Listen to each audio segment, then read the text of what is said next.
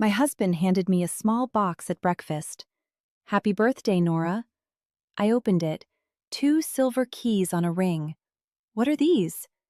Keys to your new apartment. I looked up at him. My new apartment? He smiled. I know you've wanted your own creative space, somewhere to paint, write, be alone. My name is Nora Hartwell. I'm 31, and my husband just gave me keys to a place I'd never seen. Where is it? Downtown, 10th floor, great view. I thought you could use it as a studio. Can we see it together? I have work today, but you should go. Start making it yours. He kissed my forehead, left for the office. I sat there holding the keys. Something felt off, but I couldn't name it. That afternoon, I drove to the address. Old building, pre-war, beautiful architecture. I took the elevator to the 10th floor, apartment 10C. The key turned smoothly. Inside was empty. Hardwood floors, large windows, crown molding, but dust everywhere. Like no one had lived here in months. I started cleaning, swept the floors, wiped the windowsills. An hour passed, then someone knocked. I opened the door. An old woman stood there, fragile, pale, wearing a worn coat. "Can I help you?" "I used to live here," she said quietly. "Oh, I'm sorry, my husband just—" "I know. I sold it to him last month." She looked past me into the apartment. "May I come in, just for a moment?" I hesitated, then stepped aside. She walked to the window, stood there looking out. "I lived here 40 years, she said. "It's a beautiful place." It was. She turned to me. Her eyes were strange, sad, but also warning. "Don't turn on the lights tonight." "What?" "The lights. Don't turn them on. Not after dark." "I don't understand." She walked closer, lowered her voice. "Go to the window when it gets dark. Just stand there. Watch the building across the street. 3rd floor, corner unit." "Why?" "Because what you'll see, no wife should ever see." My skin went cold. "What are you talking about?" "Your husband didn't buy this for you. He bought it for himself." "That doesn't make sense." She touched my arm. "I'm sorry, dear. I wish I didn't have to tell you." Then she left. I stood there alone, heart pounding. I locked the door behind her, stood in the empty apartment, her words echoing. "Don't turn on the lights. Watch the building across the street. No wife should ever see." I walked to the window, looked out. Directly across was another building, same height, maybe 20 feet away. 3rd floor, corner unit.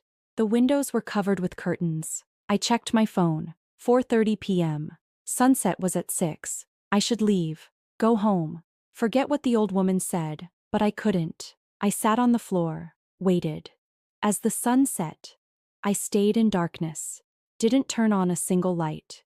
The apartment grew dim, then dark. I moved closer to the window, watched the building across the street. 6:15. A light turned on in the corner unit. 3rd floor.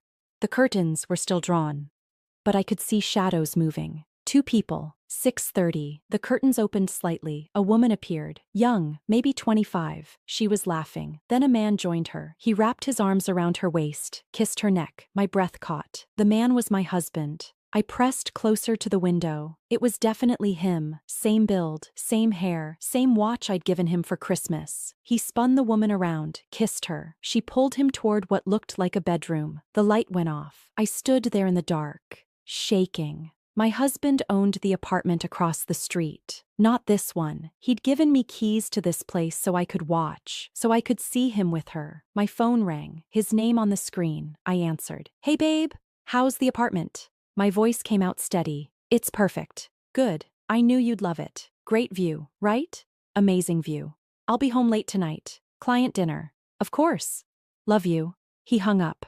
I looked back at the building. His window was dark now, but I knew what was happening inside. I sat down, pulled out my phone, started taking photos of the building, the window, the floor number. Then I called someone I hadn't spoken to in years. My brother's friend, a private investigator. "I need everything: photos, videos, bank records, everything." "What's this about?" "My husband, and the woman he's with right now." I gave him the address. "How long has this been going on?" "I don't know, but I'm going to find out." I stayed in that dark apartment for 3 hours. Watching. At 8 p.m., the light came back on. My husband appeared in the window, putting on his shirt. The woman handed him his jacket. He kissed her one more time, then left. I took photos of everything. 20 minutes later, my phone buzzed. Text from him. Heading home now. Dinner ran late. I didn't respond, just kept watching. The woman in the window poured wine, sat on the couch, looked relaxed, comfortable. Like she lived there. I left the apartment, went downstairs, crossed the street, found the building entrance, checked the directory. Unit 3C, D. Hartwell, my husband's name. He owned it, officially. I took a photo of the directory, then I went home, arrived before he did, made tea, sat in the kitchen, calm. When he walked in, he smiled. Hey, you're still up. Couldn't sleep. How was dinner? Long, boring. The client talked forever. Where did you eat? He hesitated, just a fraction of a second. That Italian place? Downtown? Which one? The one on 5th. That restaurant had closed 2 months ago. I knew because I'd tried to make reservations there. Sounds nice? He kissed my head. I'm exhausted. Going to shower. He disappeared upstairs. I sat there, planning. The next morning, the private investigator called. I have preliminary info. Your husband's had that apartment for 8 months. 8 months? Leased under his name. He pays $2,200 a month. Who's the woman? Her name is Cassidy Reed, 26, works at his company, junior analyst. Of course. How long have they been together? I'll need more time to confirm, but neighbors say she's been there regularly for 6 months. 6 months, half a year, while I planned birthday dinners. While I believed his late nights were work. I need photos, videos, timestamps, everything. I'll have it by Friday. Make it Wednesday. That's fast. I'm paying extra. He agreed. I hung up. That night I went back to the apartment. My apartment. The one with the perfect view. Sat in the dark again. Watched my husband arrive at 7. Watched Cassidy answer the door in lingerie. Watched them through the window. Laughing. Drinking. Touching. I took photos. Videos. Documented everything. Wednesday came. The investigator sent files. Bank statements showing payments to Cassidy. Jewelry purchases I'd never received. Weekend trips I wasn't invited to. Hotel receipts. Restaurant bills. Even a lease agreement for a car in her name. He'd bought her a car. I printed everything, put it in a folder. Then I did something else. I called a divorce lawyer, the best one in the city, made an appointment for Friday. Bring all documentation, she said. I have plenty. Thursday night, my husband came home with flowers. For you, just because. I smiled. They're beautiful. You deserve them. Do I? He looked confused. Of course. You're my wife. Friday morning, I met with a lawyer. Her name was Patricia Moore. 50-something. Sharp eyes. Expensive suit. I laid the folder on her desk. She opened it. Flipped through the photos. The bank statements, the receipts. Her expression didn't change. How long have you known? 5 days. She looked up. And you gathered all this in 5 days? I had help. She nodded slowly. This is thorough, very thorough. Is it enough? More than enough. Adultery, financial infidelity, hidden assets. What do I do now? We file. Fast. Before he has time to hide anything else.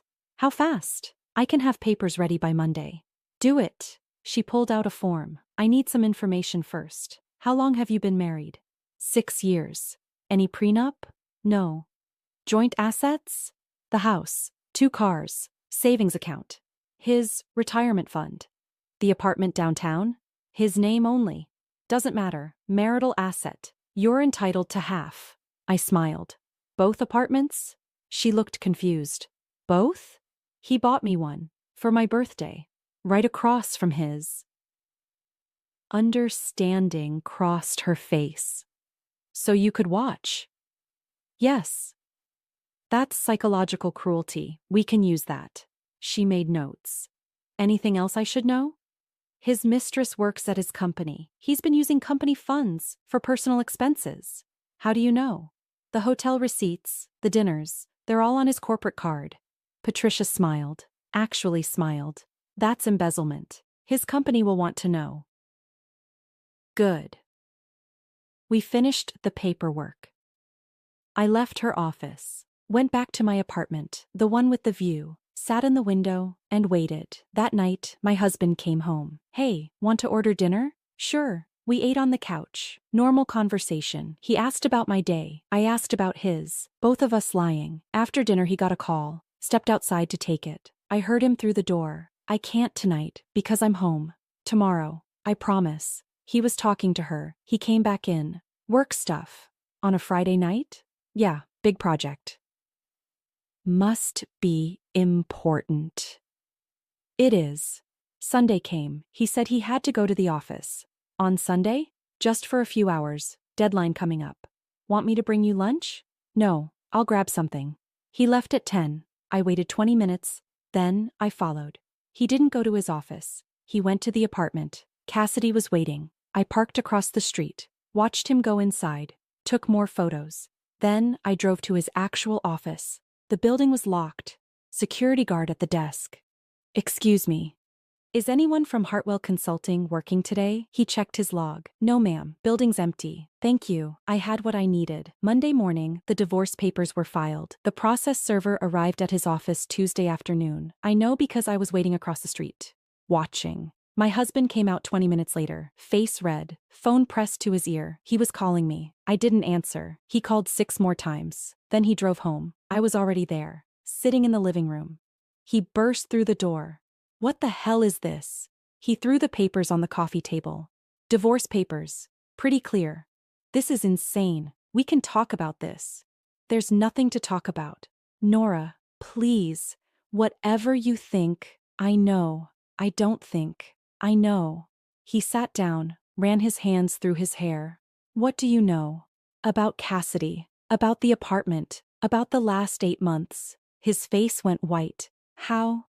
The old woman. The one who sold you my apartment. She warned me. That crazy lady? She wasn't crazy. She was kind. He stood up, started pacing. Okay, fine. I made a mistake, but we can fix this. You didn't make a mistake. You bought an apartment, furnished it, bought her a car. This was intentional. I was confused. For 8 months? He stopped. She means nothing. Then why did you buy her a car? No answer. Why did you take her to Miami, to Boston, to that resort upstate? You went through my accounts? Every single one. His jaw clenched. That's illegal. No, it's not. We're married, joint finances. You had no right, I had every right. He changed tactics, sat down next to me. Softer voice. Nora, I love you. This thing with Cassidy. It was just physical. It didn't mean anything. You gave me an apartment so I could watch you with her. He froze. What? The view. From my birthday present. It faces your window. 3rd floor. Corner unit. Understanding dawned on his face. I didn't know. Yes, you did. The old woman told me. You asked her specifically about the sightline. He stood up. She's lying. Why would she lie? I don't know. Maybe you paid her. I laughed. You really think I staged this? This is all happening too fast. You filed for divorce after 1 week? I filed after I had proof. Proof of what? I pulled out my phone, showed him the photos, him entering the apartment, kissing Cassidy at the window, the receipts, the bank statements, everything. His face crumbled. Where did you get all this? Private investigator. You hired someone to spy on me? You bought me an apartment to spy on you. I'd say we're even. He sat down heavily. What do you want? Everything I'm entitled to. The house, half the savings, half your retirement, and both apartments. Both? You bought mine as a gift. It's mine. And the other one is a marital asset. That's not fair. Neither is adultery. He hired a lawyer by Wednesday. Tried to fight everything. claimed the apartment was his personal investment, that the gifts to Cassidy were business expenses, that I was being vindictive. Patricia laughed when she heard. Let him try. We have documentation. The discovery process started. His company got involved. They reviewed his corporate card statements, found $20,000 in personal charges, fired him on the spot. My husband called me that night. Are you happy now? I lost my job. You lost your job because you stole from your company. I didn't steal. You charged personal expenses, hotels for your mistress. That's theft. They're overreacting. They're protecting themselves. He was quiet. Then, I can't afford both apartments now. Not my problem. Nora, please. Can we settle this? Split things fairly and move on? I am being fair. You're taking everything. I'm taking what's mine. You kept Cassidy. That seems fair. He hung up. 2 weeks later, Cassidy called me. I almost didn't answer. But curiosity won. Hello? Mrs. Hartwell, this is Cassidy Reed. I know who you are. I just wanted to say, I didn't know about the apartment, about you watching. You didn't know he was married? Silence. I knew that part, but not about the view. He told me it was for business meetings. And you believed him? I wanted to. I almost felt sorry for her. Almost. Why are you calling me? Because he's been calling me non-stop, saying we can finally be together now, but I don't want that. Then tell him. I did. He won't listen. Still not my problem. I know. I just thought you should know. He's not who you think he is. I laughed. I'm very aware of who he is. He's getting obsessive, showing up at my apartment, my work. Did you file a police report? No. Then that's on you. I hung up. 1 month later, the settlement hearing. My husband looked terrible, unshaven, wrinkled suit. His lawyer presented their case, asked for 50-50 split. Patricia countered with our evidence. The adultery, the embezzlement, the psychological cruelty. The judge reviewed everything, looked at my husband. You purchased an apartment across from another apartment specifically so your wife could observe your affair? No, Your Honor, that's not. The former tenant has provided a sworn statement confirming your intent. My husband went pale. The judge ruled, I got the house, 70% of savings, 70% of his retirement, both apartments, and alimony for 3 years. My husband's lawyer tried to object. The judge shut him down. Your client exhibited extreme cruelty. This ruling stands. Outside the courthouse, my husband caught up with me. I hope you're satisfied. I am actually. You destroyed my life. No, you did that yourself. I sold his apartment within a month, the one where he'd taken Cassidy, got $200,000 for it, kept mine, the one with the view, turned it into my art studio, just like he'd said, but on my terms. I painted there every weekend, never turned on the lights at night, just sat in the dark sometimes, remembering, not the betrayal, but the moment I took control. 6 months after the divorce, I ran into Cassidy, coffee shop downtown. She saw me first, looked like she wanted to run, but she walked over instead. Mrs. Hartwell. It's Ms. Chen now. I took back my maiden name. Oh, right. Awkward silence. How are you? She asked. Good. You? Okay. I moved. New job. Fresh start. Smart? She hesitated. I'm sorry. For everything. Okay. I know sorry doesn't fix it, but I need you to know. I ended things with him. I heard. He didn't take it well. That's his pattern. She nodded. He's been difficult. Calling. Showing up. I had to get a restraining order. I wasn't surprised. Good for you. I just wanted you to know. You were right about him. I know. She left.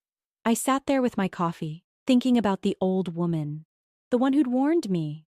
I'd never thanked her. I found her address through public records, drove to a small house in Queens, knocked on the door. She answered, recognized me immediately. The wife. Yes. Can I come in? She stepped aside. Her house was tiny but immaculate. We sat in her kitchen. Why did you warn me? I asked. She poured tea. Because the same thing happened to me 40 years ago. Your husband? Yes. He bought that apartment, made me live across from his mistress. Said it was so I'd always know my place. My throat tightened. I'm sorry. I stayed. For 30 years. Watched him with different women. In that same apartment. Why didn't you leave? Fear. Shame. I thought I deserved it. You didn't. She smiled sadly. I know that now. That's why I sold it. After he died. I couldn't let another woman suffer there. But you sold it to my husband. I didn't know his plan. Not until he asked about the sightlines. Then I understood. So you warned me. I couldn't save myself, but maybe I could save you. I reached across the table, took her hand. You did. Thank you. We sat there, two women, different generations, same story, but different endings. She'd stayed. I'd left. And that made all the difference. 1 year after the divorce, I threw a party, in my studio apartment, the one with the view. Invited my closest friends, women who'd supported me through everything. We drank wine, ate good food, laughed. Someone asked if I'd started dating. Not yet, maybe someday. You should. You deserve happiness. I'm already happy. And I meant it. My life looked different now, smaller in some ways. The house sold for a good price. I bought a condo, just for me, used the settlement money to open my own gallery, featuring local artists. Women, mostly. Ones who needed a platform. The old woman came to the opening, stood in front of my paintings. You're talented. Thank you. You turned pain into something beautiful. I learned from you. She smiled. We stayed in touch after that. Coffee once a month, she told me stories about her life, the parts before the apartment, before the betrayal. She'd been a dancer once, full of dreams. I let him take that from me, she said. You can get it back. I'm 78. So? You can still dance. She laughed. But 2 weeks later she called. I joined a senior dance class. Really? You inspired me to reclaim something. I started crying, happy tears. I'm proud of you. I'm proud of us both. My ex-husband tried to contact me a few times. Through mutual friends, through social media. I blocked everything. Heard through someone that he'd moved to another state. Started over. I didn't care. He was a chapter I'd closed. Not with bitterness. Just with clarity. 2 years after everything, I met someone. At my gallery. He was kind, honest, transparent. We took things slow. He knew my story. Never pushed, never rushed. I'm in no hurry, he said. Neither am I. We built something real. Based on trust. Not secrets. One night we stood in my studio, looking out the window. This view, he said, it's incredible. It is now. He looked at me. What do you mean? It used to show me the worst thing in my life. Now it just shows possibility. He kissed me, gentle, real. I thought about the old woman's words. You turned pain into something beautiful. She was right. The apartment that was meant to break me became my sanctuary. The divorce that was meant to destroy me set me free. And the view that showed me betrayal now showed me truth. I'd learned something important. You can't control what people do to you, but you can control what you do next. I chose to leave, to fight, to rebuild. And on the other side of all that pain, I found myself. Stronger, clearer, free. The old woman was right about something else too. What I saw through that window was something no wife should see, but seeing it saved my life.